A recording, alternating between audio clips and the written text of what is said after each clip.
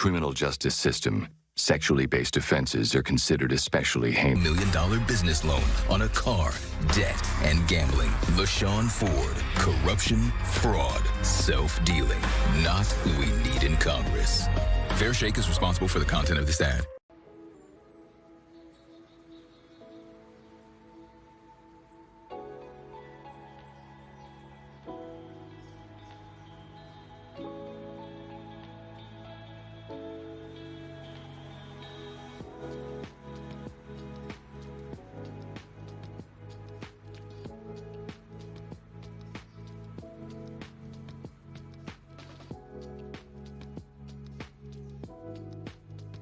Today.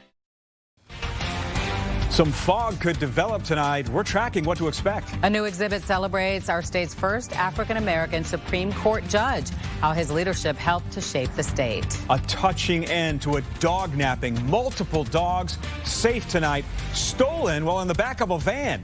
How police tracked the suspect. Live from Chicago, this is Fox 32 News at 9. And we thank you for joining us. I'm Scott Schneider. I'm Dawn Hasbrook. 8 dogs were kidnapped this morning while they were in a van being transported to a pet salon in Lincoln Park. That thief stopped at a McDonald's. He left his trash inside the van. Our Leslie Moreno joining us in studio with details. Yeah, guys, he wanted to get a quick snack before carrying on with the crime. The driver and the owner of the van says this all happened in a matter of seconds. Thankfully, the van was located and all the pets have been reunited with their owners. Did you guys have fun at the castle for the dogs? Families were emotional and relieved as they arrived to pick up their fur babies. I thought Shadow, yeah. I was going to pick her up today, and then we heard what happened, and I've just been... This morning, 8 dogs in a van being transported by Marquis Castle of the Dogs was stolen outside Animal Lovers Pet Salon in Lincoln Park. I just went inside with the dog's belongings, turned around to come out and get the dogs to take into the salon, and the van was gone. The owner of the transport service says a thief stole the van, changed the plates right away, loaded up some lawn care equipment, and even stopped at McDonald's. It was about 15 seconds from the moment I left the side door to the moment that the guy drove off in my van. Nicholas and his wife rushed to the scene to be reunited with their dog Shadow. It was the worst 3 hours I've had in a very long time, so this is the best news possible, that she's safe, everybody's safe. That's all that really matters, so yeah. Katie Walker also running to greet her family's dog Millie. Like 3 agonizing hours, I don't even know what time it is, but it's crazy, just crazy. I was very concerned that they would take the van use the van for another means and then get rid of the dogs. So the dogs actually don't have collars on. It would have been very hard to find them and very scary. So a really happy ending. I wanted to puke, couldn't tell my daughter because she would have freaked out. Just angst, not knowing. It's horrible. It was thanks to social media and several tips that the van was tracked and located around noon in the 1200 block of West Oakdale. Give me, it's okay, it's okay. Everybody was pretty relaxed considering the adventure that they've had today. All I can do is say I'm sorry, and I am. This shouldn't happen. A 46-year-old man was arrested and taken into custody. All of the dogs are safe and at home with their family, hopefully getting a lot of treats and cuddles. Yeah. Well, speaking of those families, how are they feeling tonight? Do they say they're going to continue to use the services? Yeah, I mean, you can just imagine how scared they were for several hours. They didn't know if they would see their dogs again. They also didn't know if, this van would be located, if what the intent was to do with the van and the dogs. But yeah, for the most part, everyone we spoke with and we heard from, they're very happy. They had nothing but great things to say about this owner and his service, and they will continue using his services. He was apologetic, as you heard in the package, and he will be making some adjustments to his safety and all his protocols to make sure it doesn't happen again. A happy ending. It's all around, Yeah, thanks, Leslie. All right, we're following breaking news tonight. More good news, in fact. A missing man safe at home tonight and with his family. We told you about 23-year-old Elijah Horde, who went missing Friday, his father dropping him off at O'Hare, but he never boarded his flight. Thankfully, Elijah is back home. Let's take a live look outside right now and listen to more good news from Chief Meteorologist Emily Walls on those temperatures. Yeah, that's right. We are certainly moving in the right direction. Late this week, I'm actually forecasting high temperatures well into the 60s, if not at times sneaking into the 70s. But we're really going to be stuck in this very spring-like weather pattern that's going to have multiple waves of rain coming through. And today, most of the rain has been just south of the area. We've had a couple stray or isolated rain showers in portions of LaSalle County and Newton and Jasper counties. For right now, we are dry across the Chicagoland area, and we're actually starting to see some breaks in the cloud cover. But because of those breaks in the clouds, we could actually be dealing with some fog developing during the overnight. So set those alarms maybe a few minutes early. You might be needing that extra time in the morning. And then getting back to business here, we have rain returning late tomorrow, and then a good chance of showers, maybe even a couple severe storms on Friday. Those details coming up. The man accused of killing a pregnant mother pleading not guilty today. Nidas Revucas is accused of stabbing 30-year-old Eliza Morales and setting her on fire. She was 5 months pregnant at the time. This all stemming from a sale on the Facebook marketplace. He is facing murder charges and more. Well, we've been talking a lot of late about data centers. They're popping up in the suburbs without cities having rules or regulations for how they operate. The city of Aurora drafting an ordinance to keep an eye on this emerging industry, and Joni Lum is here. Aurora has a lot of data centers. They do, and they're going to be building more. They have 4 that are operational right now. 5 more are being built. Neighbors are concerned about the noise, the drain on electricity, and the unknown. Data centers are sprawling warehouse-type buildings housing technology for digital storage and powering AI. The companies in Aurora told the residents that the industry is quiet, it doesn't cause traffic issues. Neighbors say they can feel and hear power sources from 1,000 feet away. Utility costs are rising. The companies do pay property taxes. They provide construction jobs. But Aurora residents have questions about water and energy consumption and noise levels. There's also been a really big emerging interest in the use of AI, and we're seeing a lot of people concerned about how AI is affecting their daily lives, whether their data is being used properly, whether AI should be in Aurora at all, and just the fact that AI is driving the increase of the data centers just generally. Well, the Illinois Clean Jobs Coalition applauds Aurora's actions in a statement that reads, "This ordinance takes critical steps to ensure big tech pays their fair share so that working families no longer have to foot the bill with skyrocketing electricity rates. With strong standards and accountability across energy and water use, efficiency, and community benefits, this is exactly the type of bold action families in Aurora and all Illinois communities deserve." There's a bill in Springfield called the Power Act, and it would ensure that data centers pay their fair share for utility infrastructure instead of passing it on to the customer. This is something that would have to be done by state government. And Joni, we know that Aurora is Illinois' second largest city. That said, are there or is there room for even more data centers? Aurora is interested in attracting more data centers, but with 4 operating now, 5 that are building and will be complete by 2027, 9 in their area, they admit they are kind of running out of space. Wow. All right. Joni, thank you. Welcome.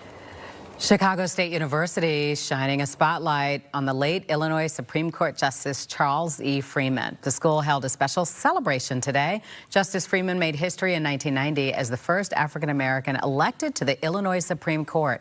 The exhibit showcases his groundbreaking career and his influence on the state. We're very honored to have his collection here at Chicago State. We're really looking forward to sharing it with our students and with the public so that they can learn more about this remarkable man. Justice Freeman retired from the court in 2018, serving nearly 28 years. He passed away in 2020. Keep it right here. More ahead on the news at 9. It's the new home for Chicago Fire FC. We're going to show you when they expect to start playing here at the 78 and why Mayor Brandon Johnson also had some comments directed at the Chicago Bears.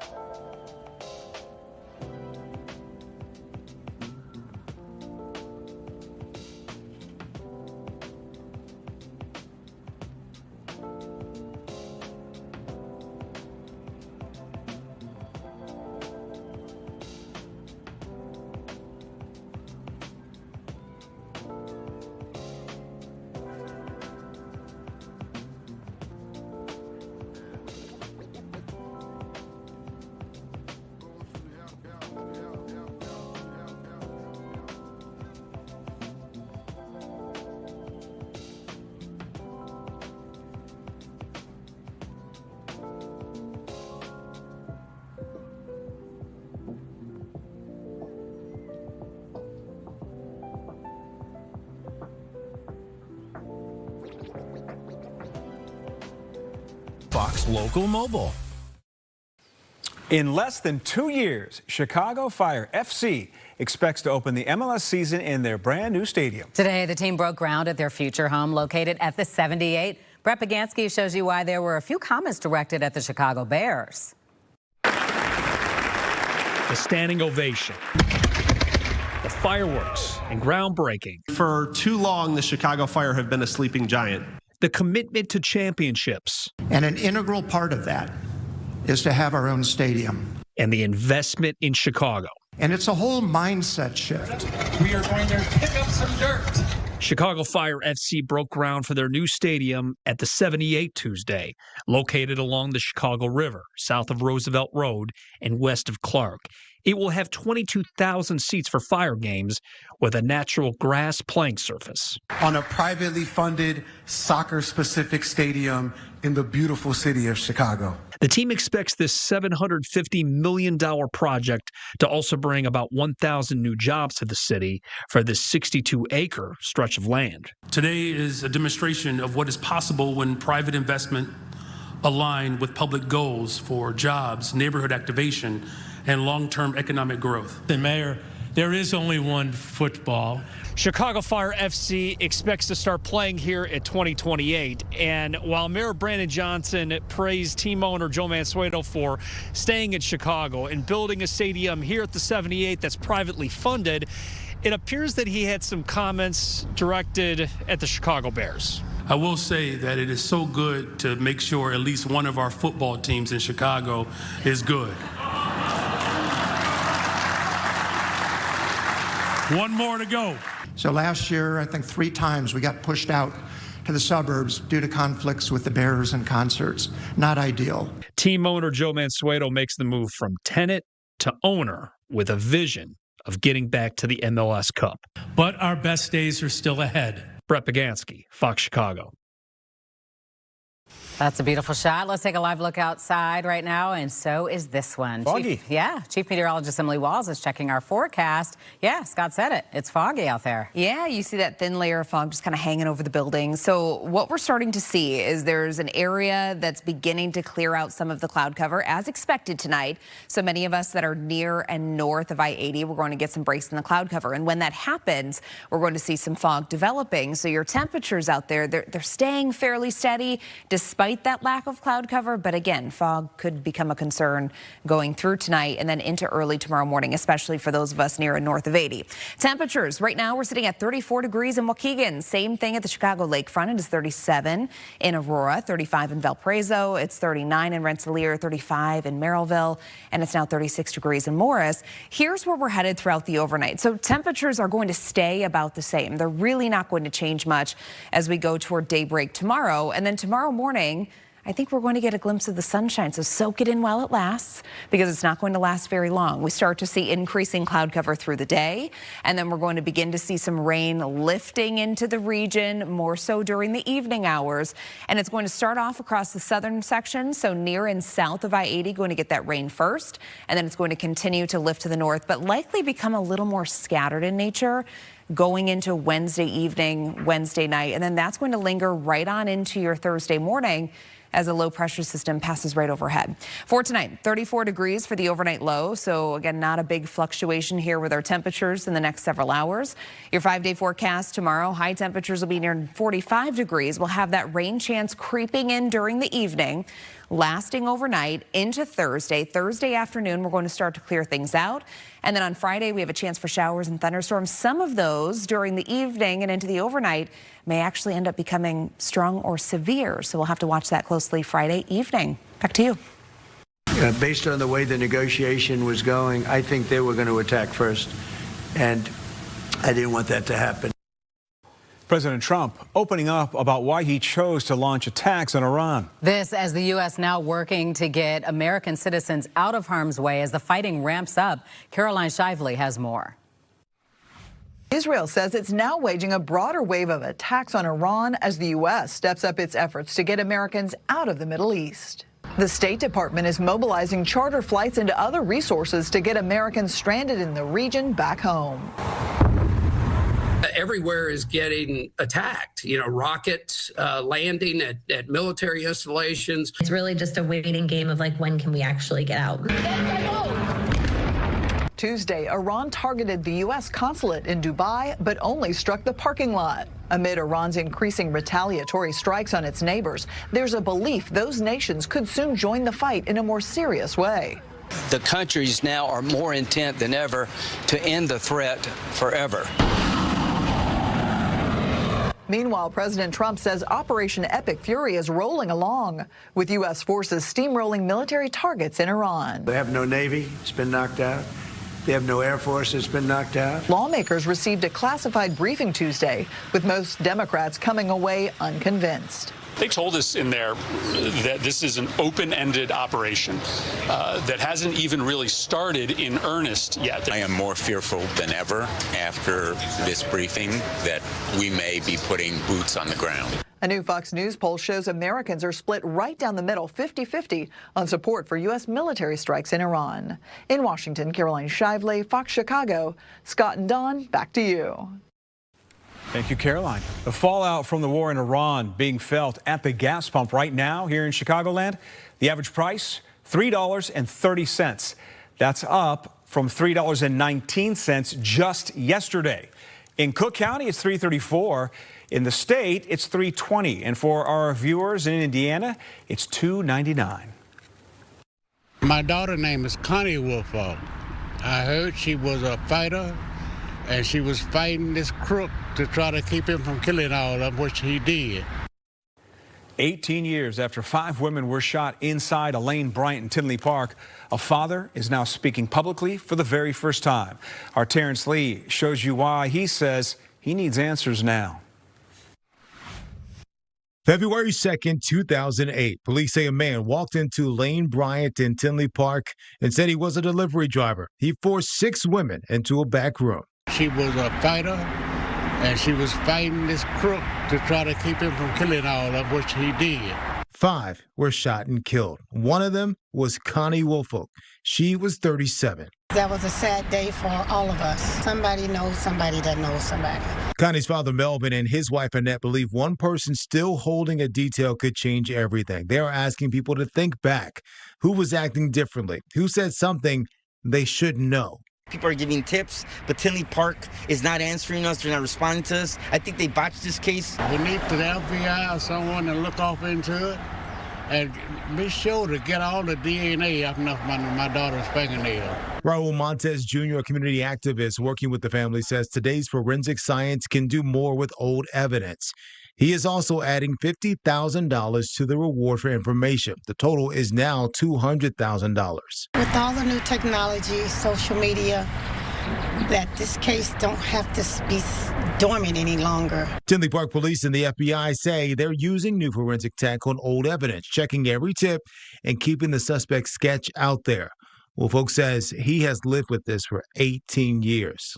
He says he is not asking for much, just the name, and he hopes he hears it before he dies. Terrence Lee, Fox Chicago. Chicago is the front runner to land the Democratic National Convention. Why some say now is not the right time for it.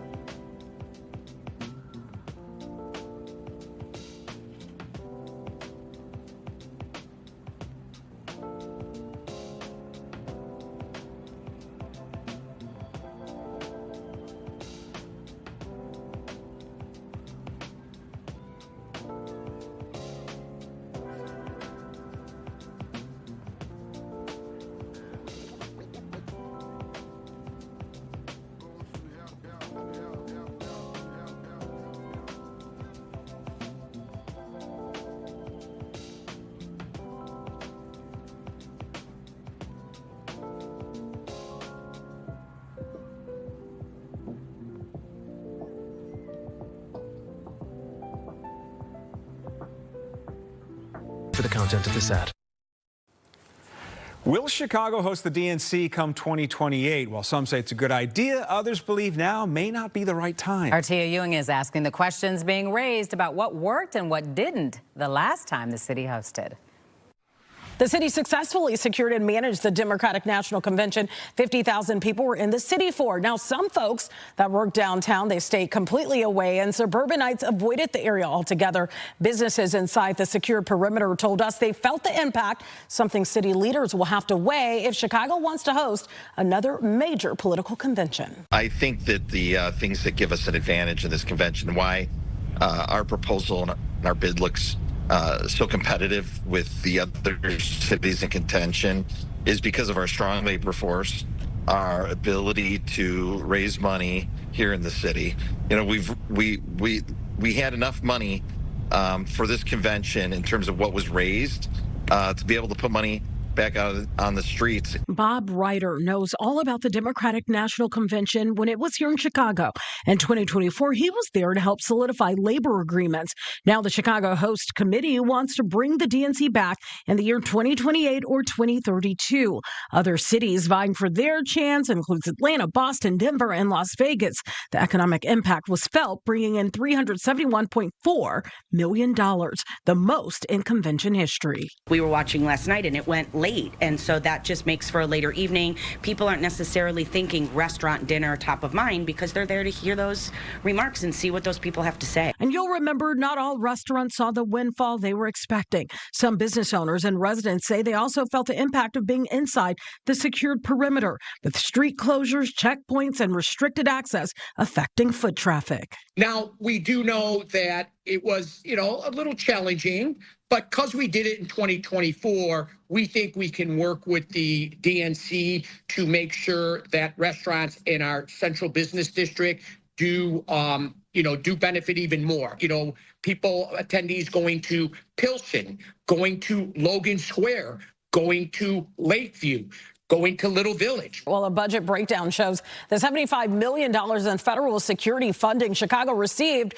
through the Department of Justice for 2024 went mostly to police, with additional support for fire and emergency management. City leaders say that money was critical to keeping the event safe, but some worry similar funding may not be available under the current Republican administration. In the studio, Tia Ewing, Fox Chicago. Keep it right here. More ahead on the news at 9. A Chicago woman accused of killing her boyfriend says she is a survivor of domestic violence and is fighting to clear her name. These are serious.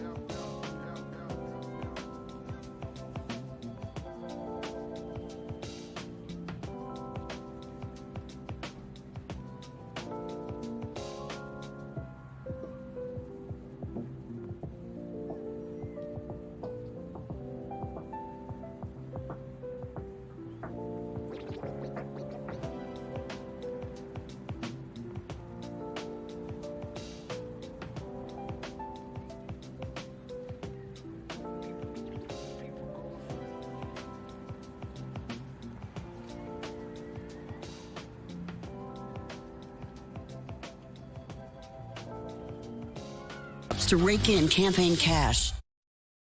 They can gatekeep information and just wait sitting presidents out. They can wait sitting senators out. The controversy surrounding UFOs and the information surrounding them. Who's holding it back and for what reason? A woman accused of killing the father of her baby is pushing to see her charges dropped, what the prosecutor's office is now doing. Attorneys for the Chicago woman making their case in court today. Casey Cronus has more. The woman's attorneys claim she was forced to defend herself and say she is a survivor of domestic violence. While they were hoping this would mark a fresh start, it's not the outcome they walked away with. We are asking that a woman whose only crime was to fight for her life and the life of her unborn child be dismissed. Keisha Golden returned to court 3.5 years after she was charged with murder, this time to ask for her case to be thrown out. Instead, the Cook County State's Attorney's Office offered a lesser charge of second-degree murder, which comes with 2 years probation and a felony conviction that will stay on her record. Which means that it will follow her for the rest of her life. This felony conviction. She has done everything over the past 3 years that they have asked. She has done counseling. She has done classes. She has reported every single day to pretrial services. What more do they want from this woman? Attorneys for the 36-year-old say Golden endured abuse in her relationship and that she acted in self-defense when she stabbed her then-boyfriend, Calvin Sidney, in the leg following an argument. It happened in 2022 when Golden was 8 months pregnant. Golden's attorneys say Sidney attacked her after their baby shower. Prosecutors say family members separated them, after which Golden allegedly went into their bedroom and stabbed Sidney in the leg, striking a major artery. Golden's lawyers say more than 50 domestic violence calls had previously been made from the couple's home. Advocates for survivors of domestic violence stood beside Golden at the courthouse, wearing purple. Women are 6 times more likely to be killed by an intimate partner than men. Yet, homicide committed by men is 10% more likely to be ruled justifiable. Golden's attorneys say they will continue to fight this. There is another hearing scheduled in the case in early April. Before these charges, Golden did not have a criminal record. She was bonded out in 2022 with help from the Chicago Community Bond Fund. The Cook County State's Attorney's Office tells us they cannot comment on this case or their latest offer while the case continues to play out in court. Reporting from the Layton Criminal Courthouse, Casey Cronus, Fox Chicago. Just months after the release of the documentary film, The Age of Disclosure, President Trump has directed the government to release any and all files pertaining to aliens on Earth. Tonight, I catch up with the film's director, Dan Farah. These are otherworldly things that are performing maneuvers that haven't been seen. Soon after the release of the groundbreaking documentary film, The Age of Disclosure, director Dan Farah made a bold prediction that one day soon, an American president would stand at a podium and declare that we are not alone in the universe. That prediction took a giant leap forward when President Donald Trump recently directed the federal government to release any and all files pertaining to UFOs, known more commonly today as UAPs. I think that we're at the beginning of a really significant turning point in human history, and I'm really proud of the role that the film, The Age of Disclosure, has played in getting us here. Farah spent years researching an alleged 80-year government cover-up of the existence of aliens, interviewing 34 high-ranking members of the U.S. government, exposing a top-secret government project known as the Legacy Program, designed to not only keep secret the truth of alien existence through disinformation, but also to reverse engineer alien technology in a Cold War-like race with American rivals China and Russia, all without a sitting president's knowledge. Even presidents have been operating on a need-to-know basis, but that begins to ramp out of control. It's revealed in the film by my interview subjects that this topic and all the issues around it have been kept from presidents historically for a very long time. Marco Rubio, our Secretary of State, our National Security Advisor, breaks it down in the film, how historically that is how this has been handled. For over 2 years, FARA worked in absolute secrecy on Age of Disclosure, in part fearing sabotage by those who might be exposed, but also by the stigma from many in government and in society that comes from openly discussing the possibility that we are not alone in the universe. A stigma many of us who have pursued the truth have encountered during the course of our careers. When I was about 12 years old, I was having a conversation with my grandmother. My great-grandmother lived in Sonora, California, very close to the Nevada border. And independently of one another, they shared with me a story about witnessing what they described in great detail, a black rectangular object in the sky above them, made no noise. It hovered over them. There was no exhaust, there was no engine sounds, and it frightened them. They had never seen anything like it, never again in their lives. And then I watched your film, and there was a very similar instance on a base in California. And it just shook me. I thought, this is very likely something very similar to what my own family witnessed many, many years before. And if you could just quickly kind of speak to what went into the film. This is hardly just a few tales of personal encounters with objects in the sky. You talk to a lot of people. Can you just maybe talk a little bit about the weight of the depth of conversations that you've had with government? You mentioned Rubio, but with eyewitnesses and the scope of your investigation. Yeah, so I spoke to well over 50 high-level members of the military, government, and intelligence communities. I ended up doing 34 on-camera interviews that are included in the film. Others just remain sources for me. These people range from generals to admirals, the leadership of classified UFO programs for the government, White House National Security Council members, senators from both sides of the aisle, leadership from the Senate Intelligence Committee, the Senate Armed Services Committee. It's an incredibly, legitimate and credible group of people. I have seen with my own eyes non-human craft and non-human beings. If, in fact, the government makes good on President Trump's edict and releases all that is known on the alleged existence of non-human intelligence on Earth, what of the potential panic that knowledge could unleash here and around the world? There's certainly going to be a shock to the system and a shock to a lot of people's belief systems, their views of reality. But at the same time, disclosure is going to be a process. It's not like there's going to be a singular day where everything comes out. It's going to be a process with a lot of milestones. The release of my film was a milestone for disclosure. Trump's executive order is a milestone for disclosure. There's going to be other milestones, and then there's also going to be pushback and hurdles. The people that have covered this up and gatekept this information for 80 years, they're not just going to suddenly start sharing information because a president gave an executive order. Farah says there are those in the government working right now to end the cycle of secrecy so that more individuals might find the courage to come forward and expose the truth behind a cover-up that some say extends back to the 1940s. There are certain members of Congress that are working with the administration to try to pass amnesty language, the ability to give amnesty to people who have been involved in covering this up so that they can comfortably step out of the shadows and share what they've learned and what they know. When the Age of Disclosure was released, it was Farah's hope that the film would lead to an American president standing at a podium and announcing to the American people we are not alone in the universe.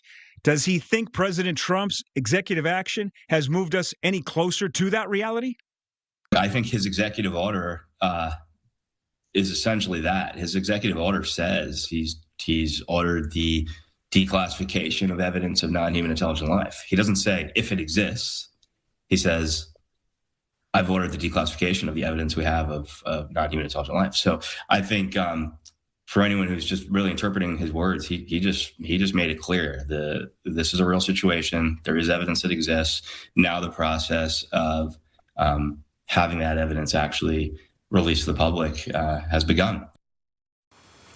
documentary exclusively on Prime Video. You can watch that full interview between myself and Dan Farah on our website, foxchicago.com.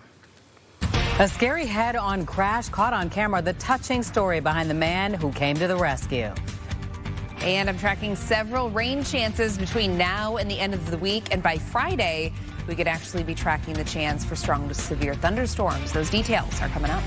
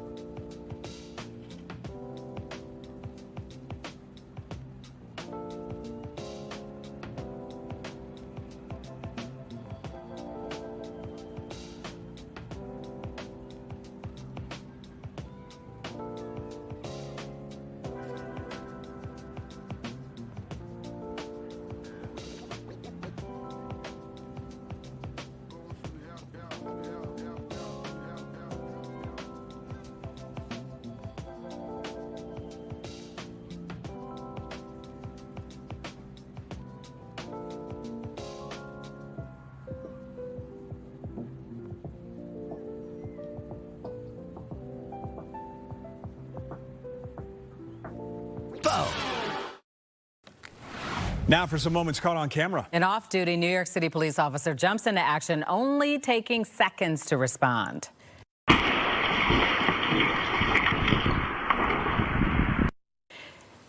Cameras captured the crash between that SUV and another vehicle on February 4th. You then see Officer Joseph Wetzel running toward the scene after helping to pull one of the victims out of the vehicle.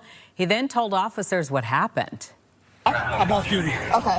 There's one in the driver's seat, upside down, still stuck in the seatbelt. Okay. Barely conscious. Okay. She came back. She's conscious. She's just conscious. Two of them are stuck? Yeah, I got the other one out right there in the green camera. Not under the car. Also of note, the police department says Officer Wetzel is also battling stage 3 colon cancer. Good for him. You know, we have to worry about raccoons digging into our trash, but in Florida, they have bigger animals to be concerned about.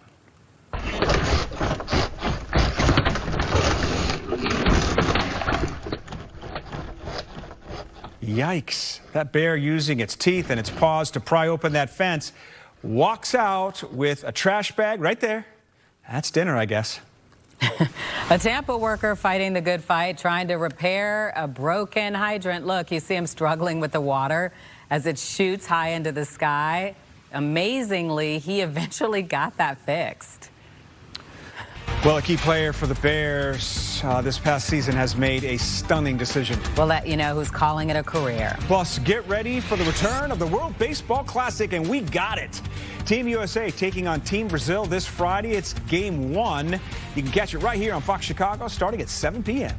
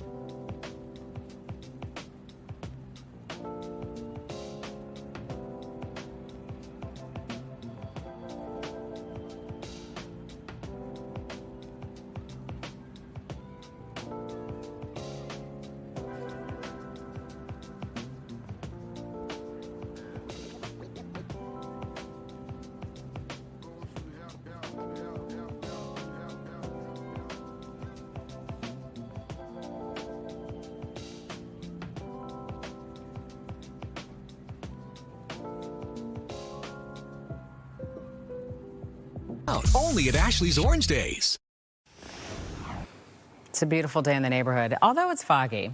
And the temperatures are going up at least. That's something. Yeah, you know, they're going up in a really big way, but I wanted to start off this weathercast with some really, really good news. Okay. Yes, we have some gloomy skies ahead of us this week. We have several rain chances, but let's talk about daylight, please, shall we? Please. Because March is the biggest gains that we're going to see when it comes to daylight, when it comes to a spring month. So each and every day throughout the month of March, we're going to be gaining about 2 minutes and 50 seconds every single day. So most days we're just kind of between 2 minutes and 48 seconds to 2 minutes and 50 seconds. But if you add it all up, from March 1st to March 31st, we're actually gaining about 85 minutes of daylight. So that's pretty good for a single month. And then, of course, don't forget we have daylight saving time on March 8th, which is next Sunday.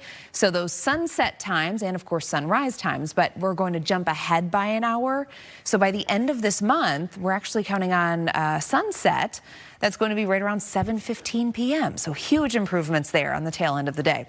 Satellite and radar, we've been tracking showers, couple thunderstorms, mainly south of the area. And this is actually the perfect area to be picking up some of these heavier downpours because we're dealing with severe drought across central Illinois, central Indiana. So they're seeing all of this really beneficial rainfall throughout this evening and tonight. And then for us, we've picked up just a couple stray showers here or there. We have very light rain showers coming down across the far southern extent of Newton and Jasper counties. And Futurecast taking us through tonight, many of us are actually going to clear out a little bit, which is going to be allowing for some fog. So patchy fog certainly possible tonight into early morning tomorrow. You could be dealing with that for your Wednesday morning commute.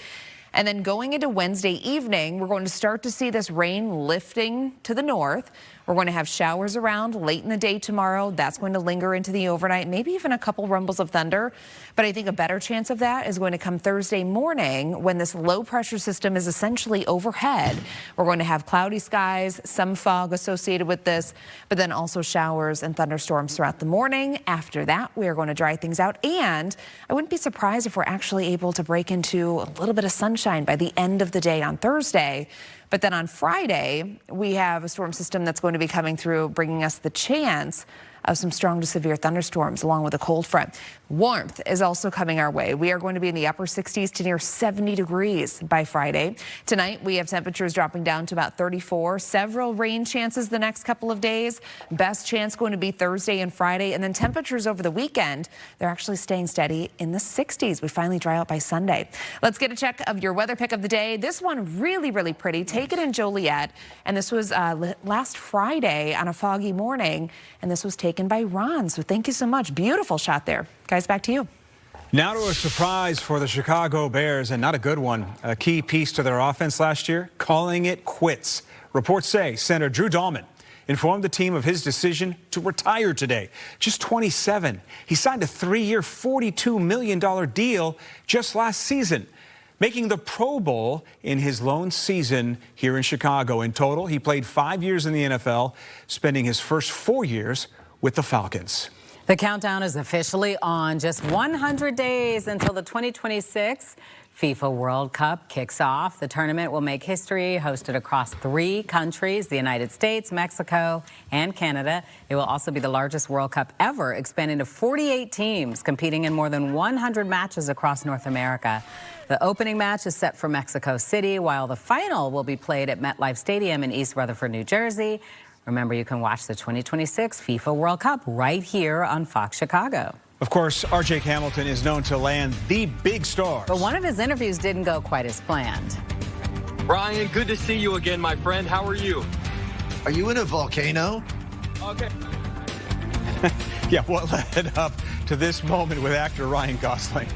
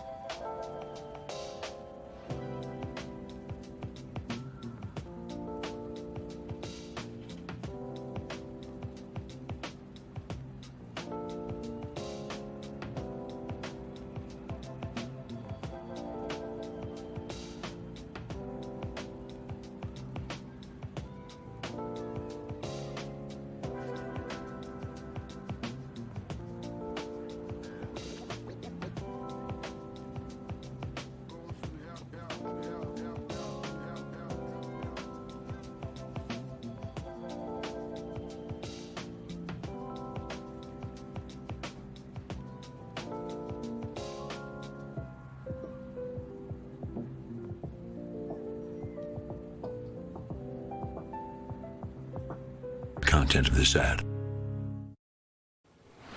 Time to check what's trending right now. Is our very own Jake Hamilton going above and beyond to score an interview with actor Ryan Gosling.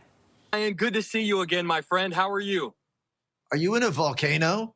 Okay, so I'm actually in the middle of my own Project Hail Mary because I was rushing back from a tour of the Grand Canyon to do this interview, and we broke down on the side of the road. No! And I am on the side of the road surrounded by Rocky's family. There's like 4 cars on a trailer just went by behind you. Just get one of those. Obviously, I would do anything not to miss an interview with you, man. So I appreciate you still taking the time. And you look like Tom Cruise in Mission Impossible, like the one where he's climbing. I don't know if we can pan over. Like that's literally that's my bus over there full of people, and we're broken. Oh, it's a bus. I'd love to know, even though there are 3 different films in space, how are the acting experiences different for you?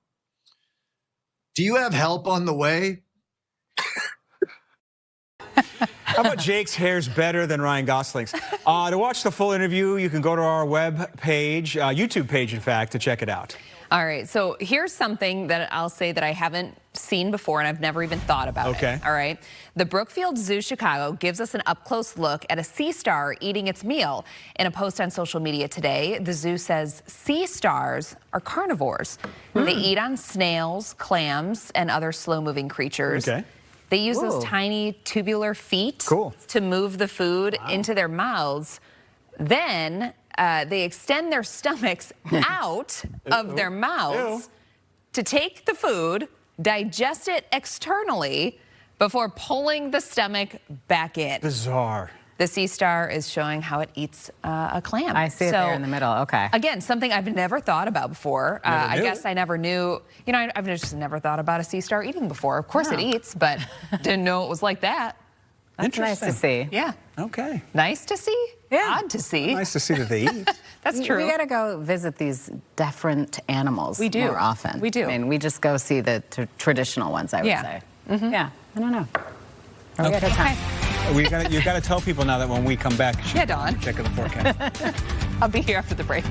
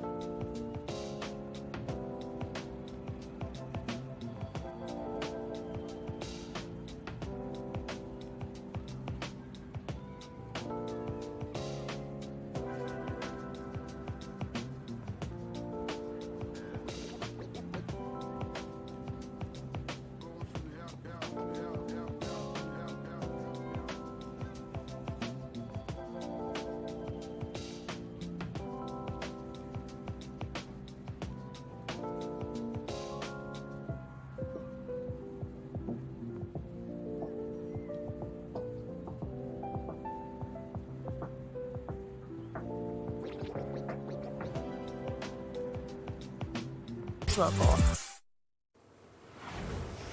All right, one final check. You guys want me to take this It's been one? a long day. Would you mind? You know, I have a lot to talk about in the weather department, so it's okay. I've got this one for you. You guys just sit back and relax. Thank you. All right, so tomorrow we do have a chance of rain, but I think it's more so going to be during the evening, so most of the day looks pretty good. And I think we're actually going to start off the day with possibly a little bit of sunshine, but fog as well. So we're going to be battling that in the morning. Temperature-wise, we're going to be in the mid-40s tomorrow. Same thing on Thursday. Good chance of rain during the morning and the midday hours. After that, we'll dry things out Thursday afternoon. Then on Friday, we're back at it. So Friday morning, there's going to be at least a couple isolated showers and thunderstorms around. Those are not the run. That's not the round that I'm concerned about being strong or severe. But Friday, late afternoon into the evening, we're going to have a cold front approaching the area. And that could be bringing through a line of storms that may